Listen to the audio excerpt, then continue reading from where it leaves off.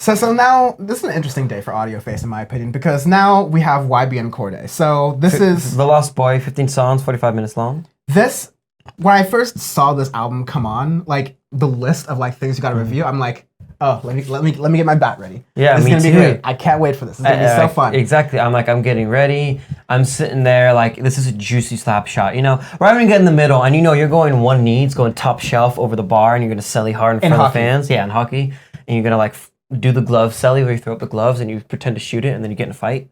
That's what I was ready. I was waiting to do. I was waiting for a benching clearing fight.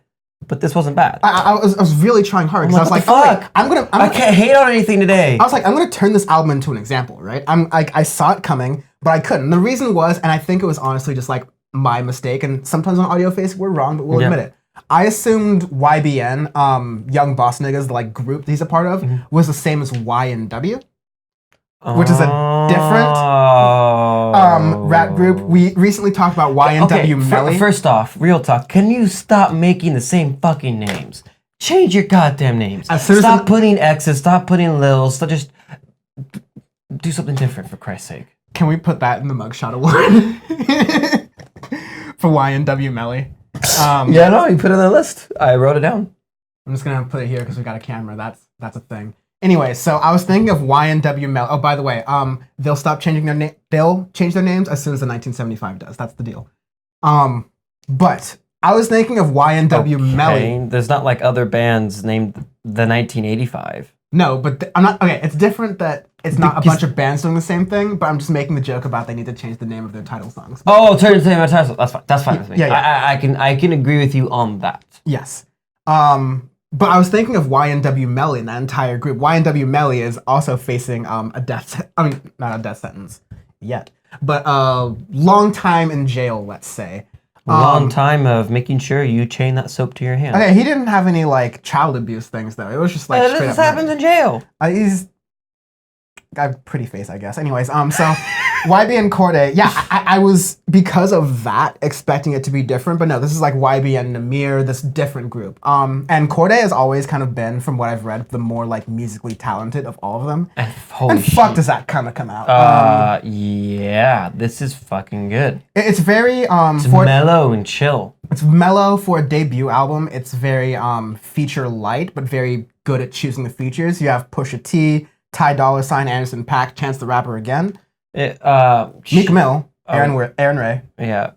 I was trying to think of who this reminded me of, but I'm blanking. Get back to me in a second. Well, if you want to YBN Cordae was talking about a lot of his influences, and he sees himself kind of much like J. Cole has become. I would say it felt like a holy shit, who did I'm trying to think of Earth Gang? No. Oh, it's a mix of who's the guy we like with who MF Doom produced records? Bishop Nehru. Who's like Bishop Nehru and J. Cole mixed together. Yeah. Is literally when I listen to it, I'm like, this is awesome because as long as he doesn't pull a whole 180, like almost not a little bitch J. Cole did, then this goes hard. But it still had some decent tracks and stuff like like Bishop Nehru, like the production of it and everything too. So yeah, I was surprised. I thought this was going to be horrible, but not at all. There's a ton of parallels between this and Bishop Nehru, and that like he's a young artist. This is his like debut thing, and he kind of. How old is he? He's younger than us, actually, maybe like 22, 23. Oh fuck me. So what he is, he sees himself as like one of rap's middle childs. So sort of like J. Cole in the sense of like you're the bridge between the old heads and the new heads. Yeah, exactly. And the same thing, Bishop Nehru is kind of that way too, because you're between the stupid little Xanax who needs to let's rock himself to, your J. Cole's to your 21s. Yeah, your 21s. Yeah, exactly. The ones who like are of the new school, and I again, J. Cole is more of the middle. Yeah, sure. but you Chance the Rappers, sure, stuff like that. Yeah, Meek Mills, Pusha T's, maybe. They are on this album. Anyways, let's talk about the songs themselves.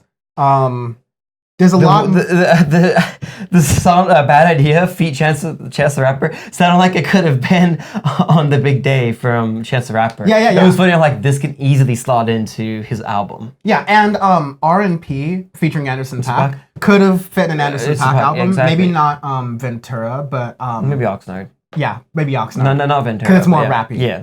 But yeah, all of these songs, like that is to say, the artists on here They bring themselves onto it yes. and complement it along with what YBN Cordae is really doing. He let them have a lot of creative control on the tracks that they were featured in. Yes. Which is interesting because that's something where I've had that problem with features where either one outshines the other or it literally becomes a 4-minute track and one half is one artist and another half is the other artist, but it's not very cohesive. That happens a lot on like DJ Khaled pieces of shit songs. It's basically everything DJ Khaled produces. Yeah, but I'm saying like just the big, big artist names when they just have a star fuck. That's what happens. Is literally like 3 songs in one song because they overshadow each other. Yeah, exactly. And it's not very cohesive. This one is one of the first ones I've noticed where it's pretty big names. Ty Dolla $ign, Anderson .Paak, Chance the Rapper, Pusha T, where they get to shine, but it's still everything is cohesive in this album. It's not like it just blurps up into them at all. It's cohesive, and you go, okay, they get to produce their own thing, but YBN Cordae gets to do what more of the sound and then keeps it in his own little the flow bubbles. Of his own album. Exactly, and it's great. I've thoroughly enjoyed it. It definitely tells the difference between when a feature is phoned in versus when a feature is thoughtfully crafted to the rest of the album. Exactly. I think one thing that sticks out about this is for a debut album, this shows that this generation of rap is very much focused while the old one was very much like in the streets, drugs, dealing with the police, and kind of the middle one was a bridge of that, but also like more political, cultural issues and what it's like to be powered. This is chill, but it's also following the line of a lot of life SoundCloud. Takes. Huh? Like life takes. Life takes. A lot of SoundCloud rap where it focuses on your feelings, life, feelings, stuff, emotions, which I like. masculinity. And I really think people need to dive into that, especially in this day and age, especially with minorities, because a lot of the minorities, that's the way you grow up, is you don't talk about that. That's the culture of minorities. Right, yes. They're like, no, fuck that shit. You got to be a man all the time, but. Everybody does it. We're all Homo sapiens. Allegedly. I don't know. I'm a robot, allegedly. Hello, humans. What was that? Hello, humans. Welcome to Audioface. That's why we open up like that. So, very good album. I enjoyed it. Yeah, I'm shocked. This is a great week of music. I'm going to be listening to this and Chance the Rapper a lot. What the hell? Who the hell would think I would say that? I'm going to listen to Chance the Rapper. I really, this is one of the weird episodes of Audioface where like we're both very wrong, but it's not the worst thing. But like, yeah, there's... we aren't really doing this album justice with how much lyrical depth it has. Yeah. Like, let me see, the song Family Matters, which is basically this idea of your family is trying to let you do your own thing while kind of keeping their own struggles and things like to themselves develop, while YBN Cordae is kind of going through, my mom's doing this, my dad's doing this, my dad's doing this, but they're all hiding it from me because they just want me to do my own thing. That's I think it's a new aspect as well, and like grappling with that. One of the lyrics is like, I was crying as I was writing this on the plane. Like, it's an emotional vulnerability that we only got from Jay-Z at the end of his career after he fucked up and like cheated on Beyonce. After he had to pay up big time.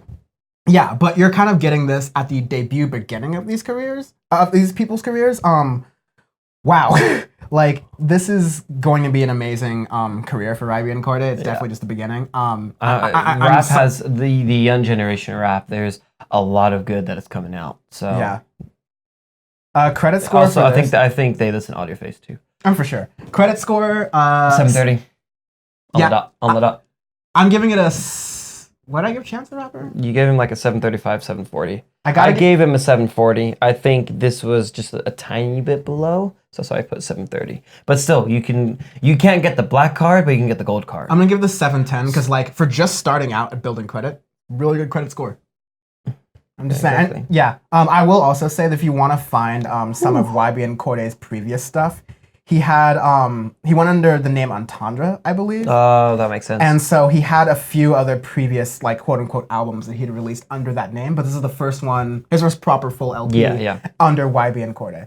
And there's a YBN mixtape out there with some other stuff, but this is, like, kind of far and away the best of the group, I'll say right now, even with Namir in mind.